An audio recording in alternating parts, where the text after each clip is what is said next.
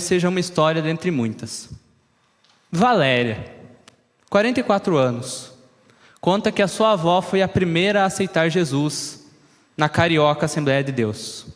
Uma vida toda nesta igreja, da qual a moradora da Vila Cruzeiro, uma comunidade no Rio, é hoje secretária da igreja. Tocou chocalho, flauta na banda infantil da igreja e até participou do coral. Ela conta as seguintes palavras: não conheço meu pai. Tudo que eu aprendi foi na igreja, a me comportar, a me expressar. Se não fosse a igreja, eu não sei onde eu estaria. Se não fosse a igreja, eu não sei onde estaria. E agora eu gostaria de ler com vocês um segundo relato, um pouco mais antigo, do ano 300. 1700 anos, pouca coisa. Na época do Império Romano, esse relato. Havia um imperador que ele estava vendo que o cristianismo estava crescendo, até mesmo entre os nobres, a elite, e ele queria voltar, que os romanos adorassem os deuses pagãos e abandonassem o cristianismo. E ele escreveu uma carta para uns dos sacerdotes desses deuses pagãos. E nessa carta ele escreve o seguinte: esses ímpios galileus, que é a maneira como ele chamava os cristãos, esses cristãos não apenas alimentam os seus próprios pobres, eles também alimentam os nossos. A partir disso, todo mundo vê que as pessoas não têm ajuda de nós. Isso é vergonhoso para nós. O que esse imperador fala é que os cristãos não cuidam só do deles, eles cuidam dos de fora. O que esses dois relatos têm em comum? Um tão antigo e um tão recente. São as pessoas que não são cristãs, as pessoas que são de fora, vendo que o cristianismo sempre teve uma atenção especial com os pobres, com os humildes, com aqueles que não têm status social, com aquele que o mundo não dá nada. Mas os cristãos olham e veem uma pessoa que pode receber o amor de Deus. O cristianismo nasceu assim, entre os sem status, entre os humildes. Esse foi muito do ministério de Jesus, narrado no próprio livro de Lucas.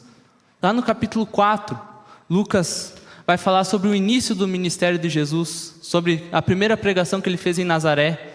E Jesus abre o pergaminho do profeta Isaías. Ele diz que o Espírito do Senhor está sobre ele. E qual será a missão de Jesus?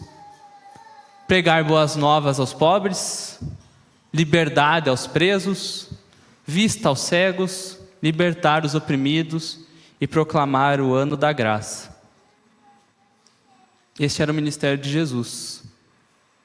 E não só esse era o ministério de Jesus, mas em diversos momentos, Deus usou pessoas simples, pessoas sem status, que ninguém daria crédito nenhum, humanamente falando, para fazer a sua obra. O inesperado, o impossível, aquilo que é impossível aos olhos humanos, às vezes é exatamente aquilo que agrada a Deus. É exatamente aquilo que Deus deseja fazer entre nós. Porque o reino de Deus, queridos, é um reino invertido. É o reino onde o maior é aquele que serve, onde aquele que se humilha é exaltado. Aquele que busca ganhar a própria vida vai perdê-la, mas aquele que perde a sua vida por amor a Jesus, ele encontra a verdadeira vida. Deus usa coisas que são incompreensíveis, loucura para os seres humanos. Mas é assim que Deus trabalha, fazendo aquilo que a gente não espera, aquilo que é impossível para os olhos humanos. E o texto que nós vamos ler hoje é uma prova disso. Quem quiser abrir comigo, em Lucas, no capítulo 1, nós vamos ler dos versículos 26 até o 38. Essa maravilhosa história do anúncio do nascimento de Jesus.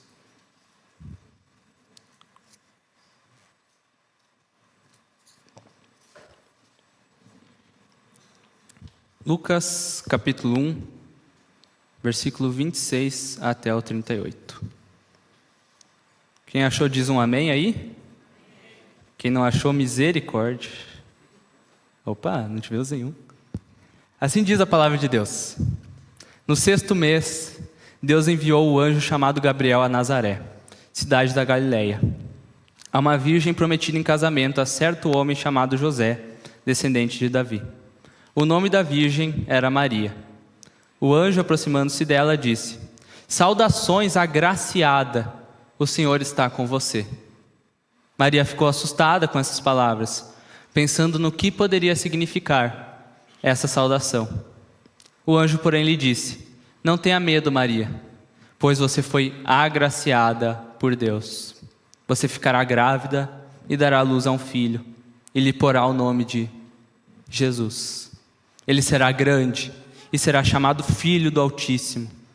O Senhor Deus lhe dará o trono de Davi, o seu pai, e ele reinará para sempre sobre o povo de Jacó.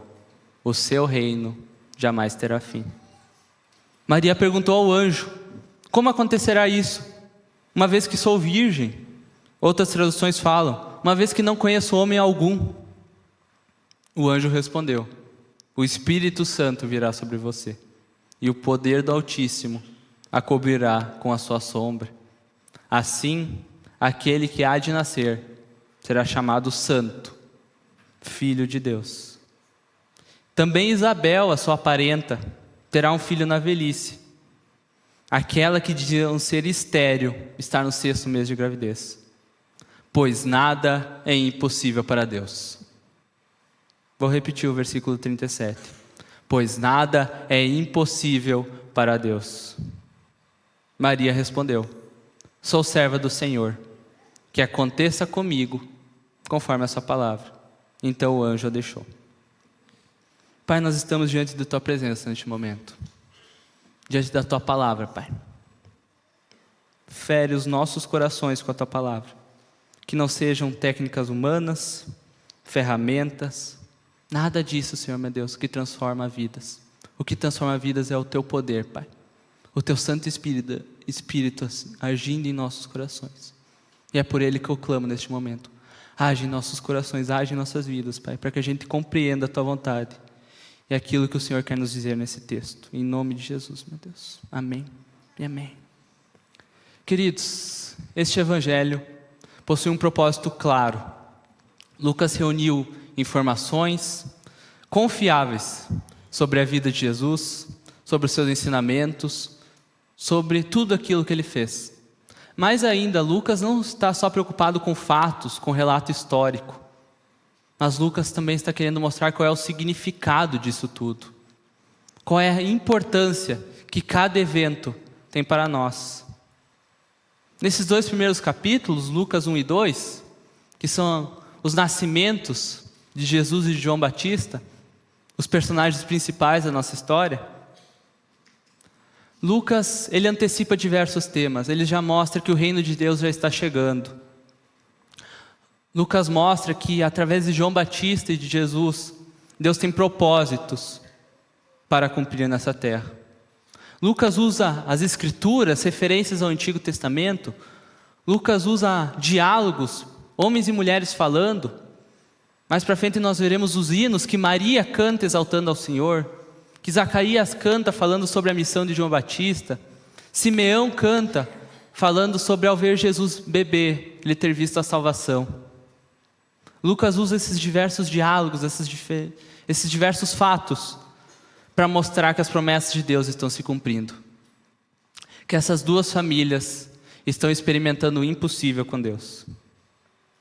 Semana passada nós vimos sobre João Batista, que o anjo Gabriel fala que esse profeta seria grande aos olhos de Deus. Aquele que iria preparar o povo para se encontrar com Jesus. O texto também falou sobre Isabel e Zacarias, um casal justo diante de Deus, casal de sacerdotes, que agora estava finalmente recebendo a bênção que eles oraram por tantos anos, por tantas décadas, de ter um filho. Eles foram agraciados com João Batista. Enquanto o relato de João é grandioso, o relato de Jesus é um relato simples, um relato humilde, porque Deus quer nos mostrar que aquilo que é impossível, aquilo que é inesperado aos olhos humanos, é exatamente aquilo que Deus quer fazer. Porque famílias que experimentam o impossível com Deus são famílias que vivem os milagres de Deus. Irmãos, obviamente o maior milagre desse texto é Jesus ter nascido de uma virgem. Mas antes é bom olhar um pouco para tudo o que significa esse texto, pensando que era impossível, é um verdadeiro milagre, que o Filho de Deus venha de um lugar como esse que está sendo descrito aqui. Primeiro, Nazaré.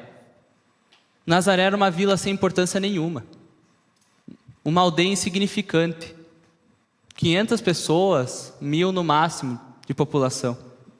Não era um centro político, não tinha importância política, não era um centro econômico, algumas rotas passavam por ali, mas nada que desse importância para aquela cidade. Pior ainda, não havia nenhuma expectativa de que o Filho de Deus, o Cristo, o Messias, viria desse lugar. Não é à toa que quando Filipe chega diante de Natanael e fala: Natanael, nós achamos o Messias, é Jesus de Nazaré. Natanael olha para Filipe e fala: tá de sacanagem? Tá de brincadeira? Nazaré, pode vir alguma coisa boa de lá? Não vinha nada de bom de Nazaré. Essa era a expectativa humana. Mas mais ainda do que Nazaré, Maria é uma virgem. Virgem, uma moça jovem, 12, 14 anos no máximo. Não mais que isso. Nunca tinha tido relações sexuais. O texto fala que Maria estava prometida em casamento. Ou seja, ela já era esposa de José, já pertencia a ele, mas ainda faltava a cerimônia de casamento, a grande festa, que daí sim eles passariam a viver na mesma casa. Irmãos, é bom nós compararmos essa história com a história de Zacarias e Isabel que nós vimos semana passada. Zacarias e Isabel, um casal de sacerdotes, boa reputação. Maria, nenhuma credencial, nenhum status, muito pelo contrário, ainda não estar casada, ser solteira, não era algo desejável, para alguns até hoje, né? Ser solteiro naquela época não era algo desejável. Você era visto com indignidade pela sociedade. Ainda que ela estivesse prometida em casamento, ela tinha esse fardo de ainda não ser casada. Onde João Batista foi anunciado? Zacarias estava no templo, o centro político, o centro religioso de Israel. Tudo de importante acontecia ali. Era o lugar da presença de Deus. E onde Jesus foi anunciado? Nazaré. Lá nos Cafundó, na desprezada cidade de Nazaré, é onde o Salvador foi anunciado. Isabel e Zacarias, provavelmente um casal com boas relações sociais, talvez com alguns membros da elite, muito provavelmente tinham boas condições financeiras. Maria, nem uma coisa, nem outra. Irmãos, esse texto deixa claro para nós que Deus não se importa com padrões humanos. Ambas as famílias foram usadas por Deus para cumprir os propósitos que Ele tinha para essa terra. O grande Senhor queria trazer salvação para a humanidade. Escolheu uma vila humilde, escolheu uma mulher humilde. Esse texto já nos mostra que a humildade faz parte de toda a missão de Jesus. Isso nos ensina algo, irmãos. Nós não devemos avaliar pessoas segundo aparências, segundo preconceitos humanos, sociais, porque não é assim que Deus julga as pessoas. O povo de Deus é formado por pessoas de diferentes classes, diferentes povos, diferentes origens.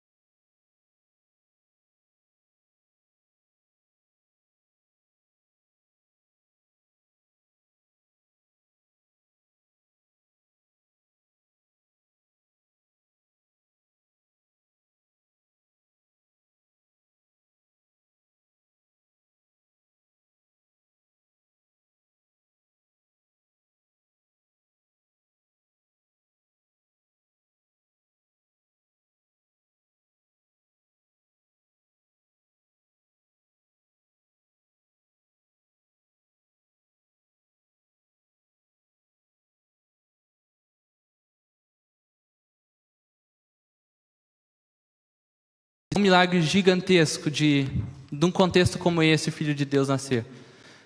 Mas claramente o maior milagre aqui é que Jesus nasceu de uma virgem. O único homem que nasceu de uma virgem. Um milagre sem precedentes. Em todo o Novo Testamento não há nenhum milagre parecido com isso. No Antigo Testamento há nascimentos milagrosos. Idosos que tinham filhos, mulheres estéreis que conseguiam gerar crianças. É o próprio caso de Isabel e Zacarias. Mas uma virgem conceber um filho. Isso era algo impensável. Isso é algo totalmente importante para nós. Primeiro porque isso já estava profetizado, que o Messias, o Cristo, nasceria de uma virgem. Lá em Isaías 7,14. O texto nos fala: por isso o Senhor mesmo lhe dará um sinal. A virgem ficará grávida e dará à luz a um filho e o chamará Emanuel. Emanuel significa Deus conosco. O Deus conosco chegaria a esta terra por meio de uma virgem. Já estava profetizado lá no Antigo Testamento. Mas ainda, Jesus ter nascido de uma virgem nos dá a certeza de que ao mesmo tempo Ele é totalmente humano, porque Ele nasceu de mulher como todos nós. Foi gerado durante 9 meses num útero, assim como todos nós. Ao mesmo tempo que Jesus é totalmente Deus, porque Ele não nasceu de pai biológico, mas Ele foi concebido pelo Espírito Santo, que agiu em Maria. Mas ainda, Jesus não ter um pai biológico significa que o pecado de Adão não contaminou Jesus. A culpa que todos nós carregamos não chegou até Jesus. Porque, meus irmãos, desde que Adão e Eva pecaram, lá no início dos tempos, todas as gerações seguintes têm carregado a mesma rebeldia com Deus, a mesma desobediência, o mesmo coração inclinado ao pecado. Todos nós nascemos com esta culpa, mas Jesus não. O Espírito Santo protegeu Jesus, para que o pecado de Maria não contaminasse ele. E por ele não ter pai biológico, ele não carrega a culpa que todos nós carregamos. E porque Jesus não carrega a culpa que nós carregamos, Ele pôde carregar as nossas culpas na cruz, carregar os nossos pecados na cruz. Jesus ter nascido de uma virgem nos mostra que o poder de Deus agiu para formar o ser humano perfeito. O mesmo Espírito Santo que estava lá em Gênesis, participando da criação do mundo, agora estava agindo em Maria, para trazer Jesus à terra. Por isso que em muitos lugares do Novo Testamento, Jesus é chamado de um novo Adão, o segundo Adão.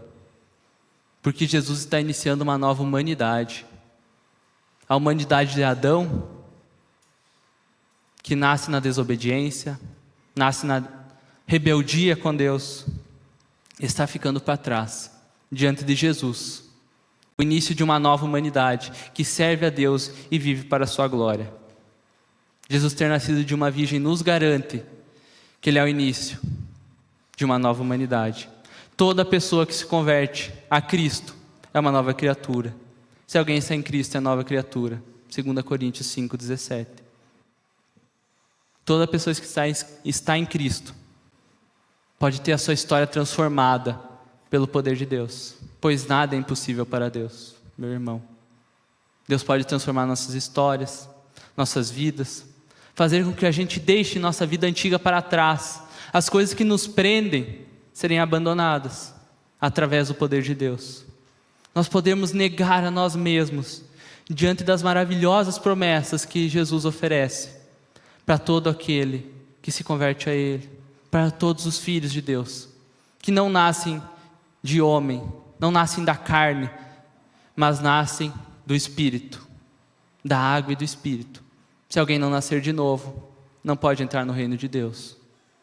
Todo aquele que nasce de novo, se converte a Cristo, faz parte dessa nova humanidade que Jesus está criando.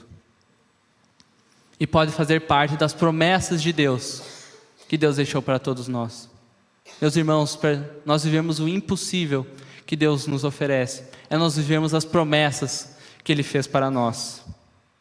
Esse texto aqui tem a maravilhosa mensagem do anjo, mostrando como em Jesus todas as promessas do Antigo Testamento se cumprem. Primeiro o nome, Jesus, Um nome comum para aquela época, mas significa Deus salva. Isso já indica para nós que esta criança, esse menino, esse bebê, é aquele que trará salvação para a humanidade. Ele seria grande.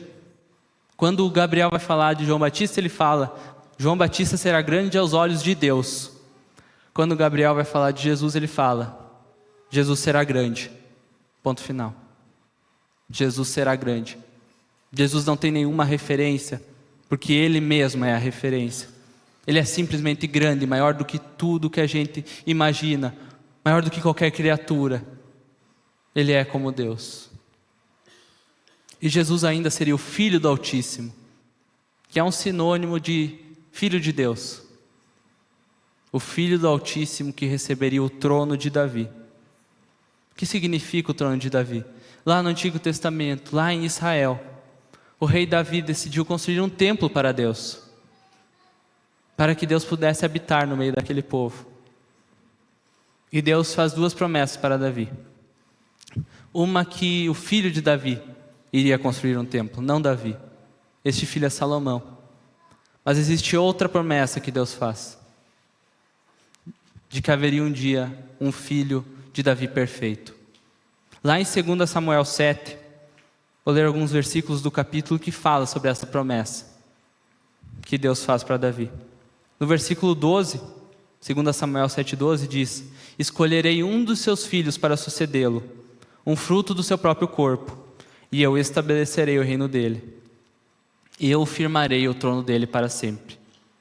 No 14 diz: eu serei o seu pai, ele será meu filho. O filho de Davi será filho de Deus. E no verso 16 diz: quanto a você, Davi, a sua dinastia e o seu reino permanecerão para sempre diante de mim. O seu trono será estabelecido para sempre. Irmãos, no Antigo Testamento esse rei estava prometido. E o rei veio. O rei esteve entre nós. Cheio de graça e de verdade, nós vimos a glória de Deus neste rei. Em Jesus essa promessa se cumpre perfeitamente, totalmente.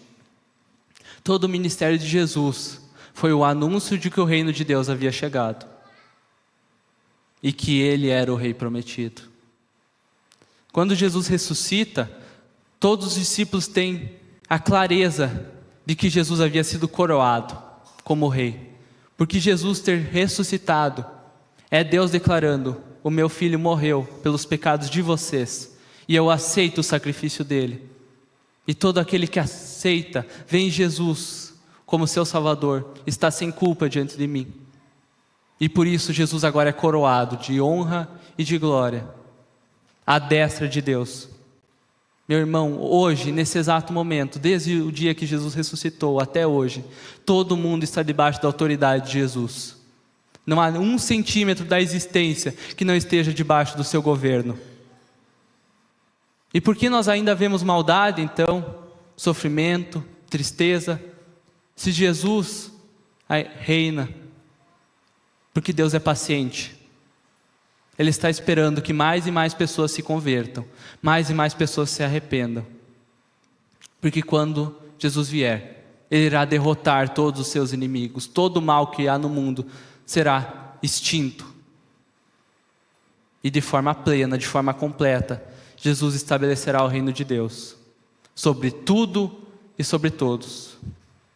Não há ninguém naquele dia que poderá falar que Jesus não é Senhor.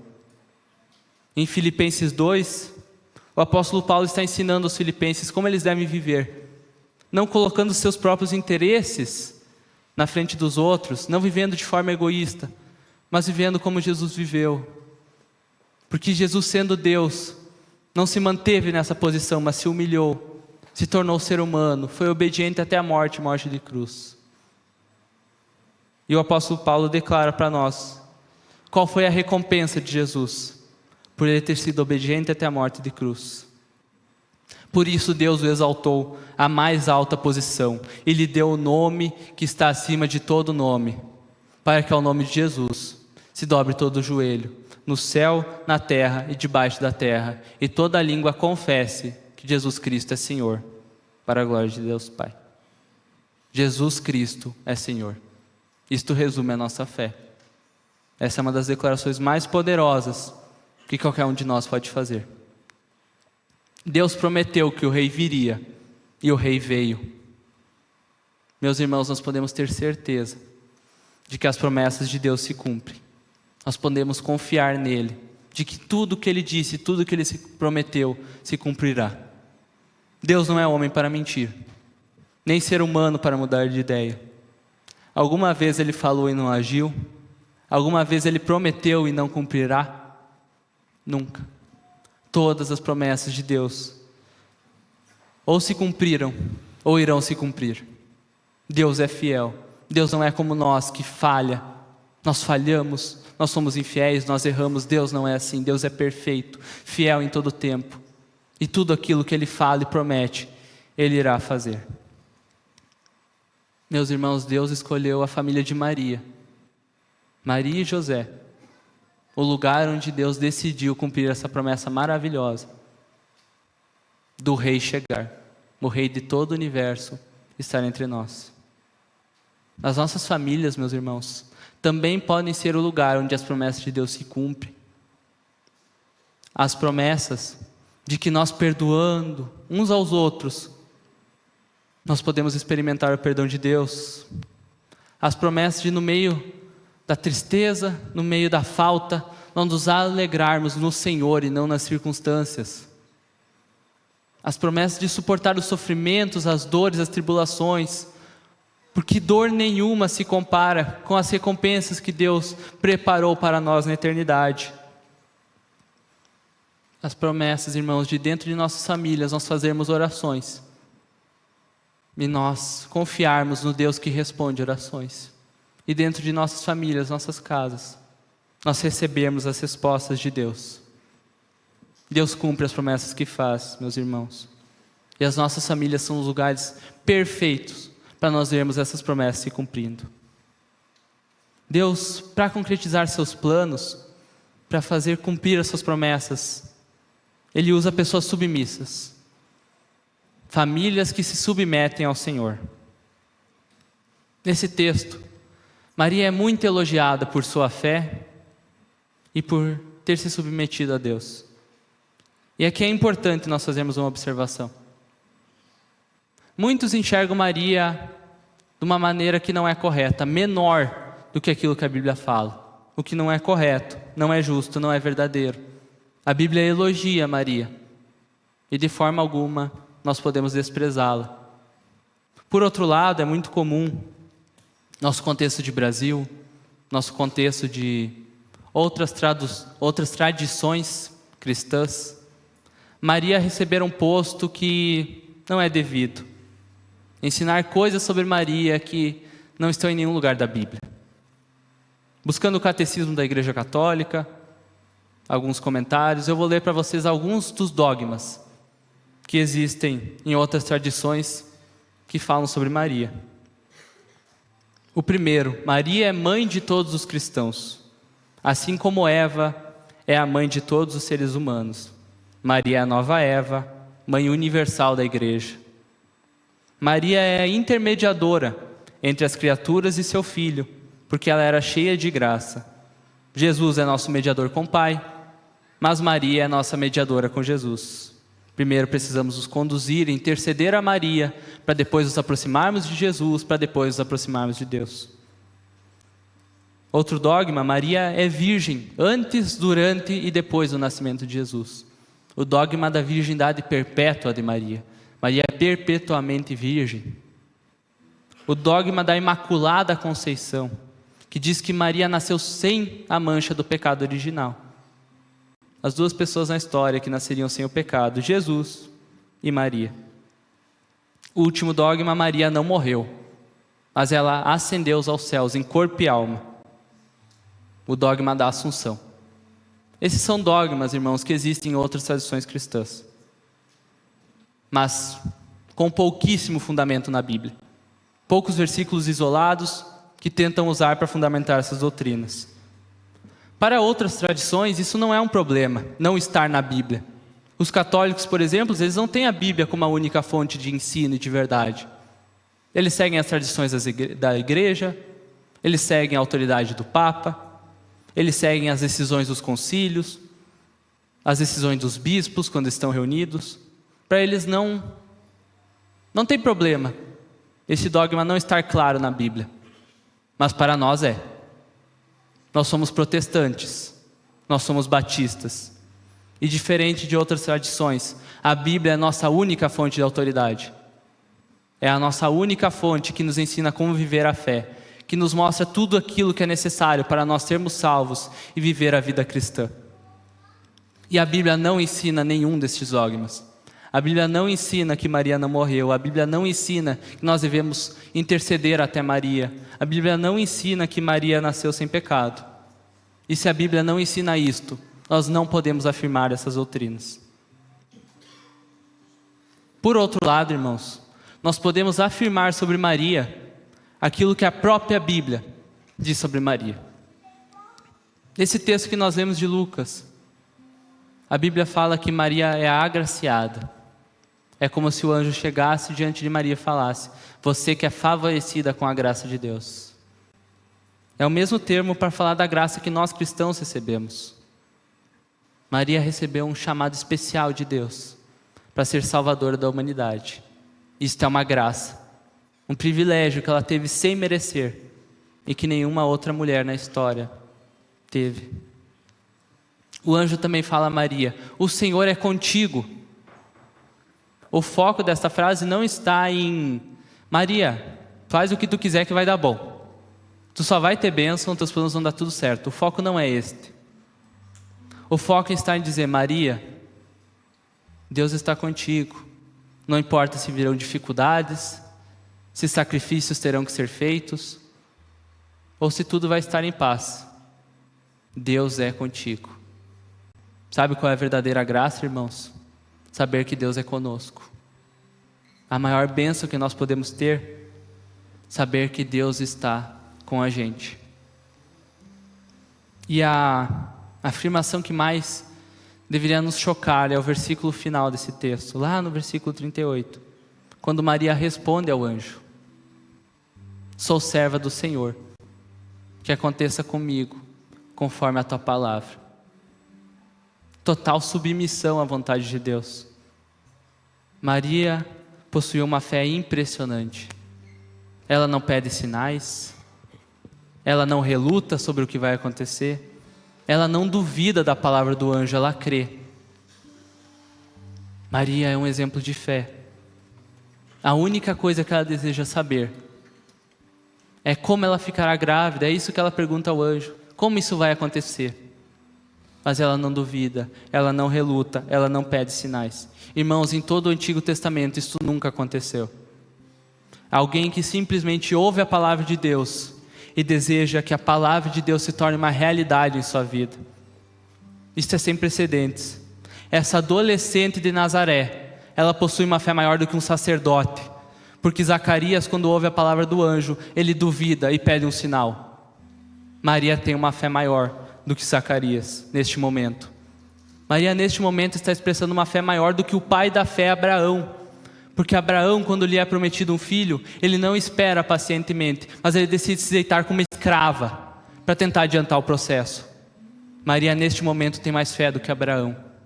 Maria neste momento está tendo uma fé maior do que Moisés, porque Moisés, ao ouvir o chamado de Deus, reluta, dá para trás, diz que não sabe falar, diz que não consegue sozinho, diz que o povo não vai ouvir ele. Maria neste momento está mostrando uma fé maior do que Moisés.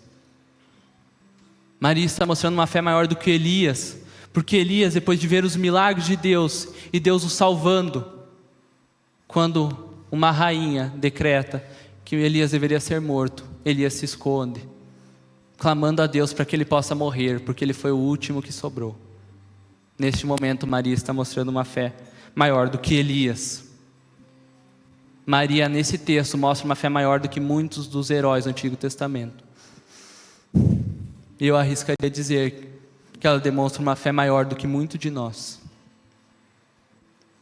Diante desse exemplo de Maria, nós deveríamos olhar para as nossas desconfianças, para os momentos que nós não confiamos em Deus, e deveríamos clamar por perdão por misericórdia, para que Deus aumente a nossa fé, para que a gente possa desejar como Maria, que se cumpra a palavra de Deus comigo, que a palavra de Deus se torne uma realidade na minha vida.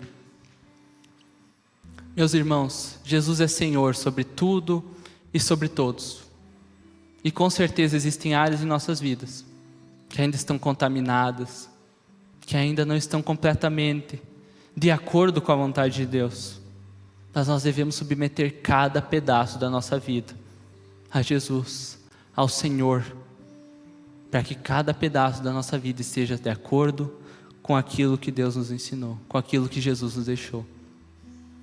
Na área das nossas famílias, irmãos, obedecer é essencial. Cada marido olhar e falar: eu sou servo do Senhor, por isso vou amar e doar a minha vida pela minha esposa. Cada esposa falar: sou serva do Senhor, e auxiliar e cuidar do seu marido. Cada filho falar: sou servo do Senhor, e honrar e obedecer aos seus pais. Cada pai falar: sou servo do Senhor, e instruir os seus filhos nos caminhos de Deus. Nós deveríamos seguir esse exemplo de Maria, que se submeteu totalmente ao Senhor, que esteve disposta a viver a vontade de Deus, de ser usada por Ele, mesmo que o primeiro impacto fosse dificuldades. E é isso que acontece lá em Mateus. Mateus nos mostra que Maria quase foi para a desonra pública por causa da gravidez. Ela quase se divorciou de José por causa deste milagre. Mas Deus era com ela e a protegeu. Da mesma forma nós, irmãos, o nosso primeiro impacto ao receber Jesus pode ser dificuldades, pode ser desafios. Nosso primeiro impacto ao decidir viver para a vontade de Deus podem ser lutas. Mas Deus é conosco. E é isso que importa. Ela sabia, Maria sabia, que era uma graça de Deus receber Jesus. E não importava os sacrifícios que teriam que ser feitos. Poder ter o próprio Todo-Poderoso em seus braços, em seu colo. Ver o Criador do Universo engatinhar, dar os primeiros passos, falar as primeiras palavras. Alimentar aquele que é o pão da vida. Poder amamentar aquele que mata a sede das nossas almas. Maria sabia que essa era a graça que esperava por ela, e os sacrifícios não importavam. E nós devemos fazer a mesma coisa, aceitar aquilo que Jesus nos oferece, aceitar as promessas de Deus, porque nenhuma dificuldade, nenhuma tribulação, nenhuma dor que nós vivemos no presente se compara com aquilo que Deus prepara para nós, para vermos a missão de Deus completa, para nós termos a eternidade ao lado de Deus. Nada, nenhum sacrifício é em vão para viver a vontade de Deus. Dor nenhuma, sofrimento nenhum se compara com a recompensa que nos espera na eternidade com Cristo. Como é que está a sua vida, meu irmão? Como você pode ser usado por Deus para transformar a sua realidade, transformar a sua família? De que maneira você pode se dispor a ser usado por Deus? Você tem vivido como uma nova criatura? Como alguém que nasceu de novo? O que ainda há da sua velha vida que precisa ser deixado para trás, para que a sua vida seja totalmente submetida ao Senhor dos Senhores, Jesus Cristo?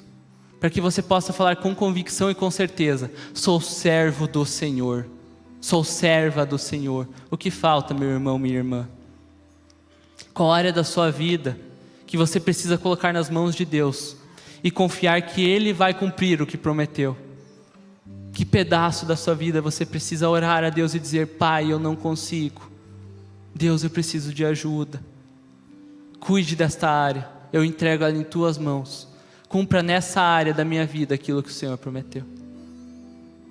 Baixe sua cabeça, meu irmão, e reflita sobre isso. Tome uma decisão diante da palavra de Deus. Tome uma decisão sobre o que pode ser feito para que você possa ter uma vida totalmente submetida ao Senhor.